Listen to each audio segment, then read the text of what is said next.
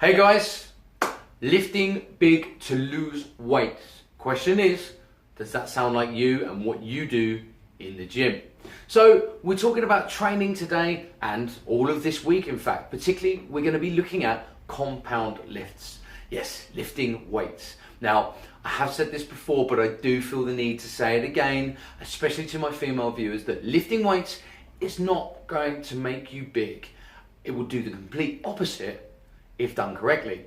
So today we're going to have a little look at that. So compound lifts in particular, meaning a movement that requires more than one joint to move to be performed. For example, squats, deadlifts, overhead and bench press. The other types of weighted movements that are mostly seen in the gym are going to be your isolated type of movement. So meaning that we're going to try and isolate a particular muscle or particular muscle group. Things like bicep and hamstring curls or quad and tricep extensions are some pretty good examples for isolated movements.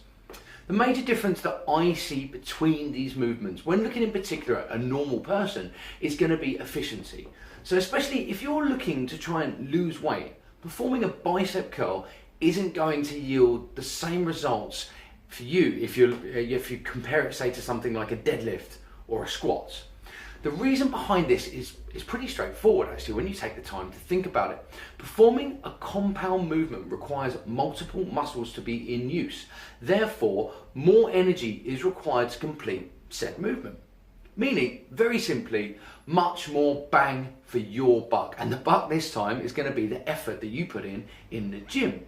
And that's before we even start to think or talk about the beneficial hormonal and nervous system responses that happen when the demands of compound lifts are put onto your body.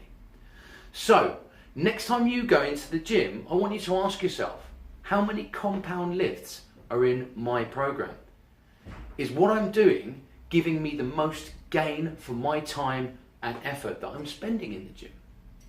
If the answer is none and no, never fear, don't feel bad. Just make sure that you read this week's blog, where we'll be going into a lot more detail on all of the major compound lifts and how you can easily add them to your program, making sure that you get the most out of your time in the gym. So guys, as always, if you've enjoyed this video, if you'd like to, go ahead and like it. And if you feel that the information here will add value to anyone that you know or in your network, it's your responsibility to make sure that you click the share button right now and make sure that you can share that information with them. Don't miss this week's blog, and I'll see you all next week. Take care, guys.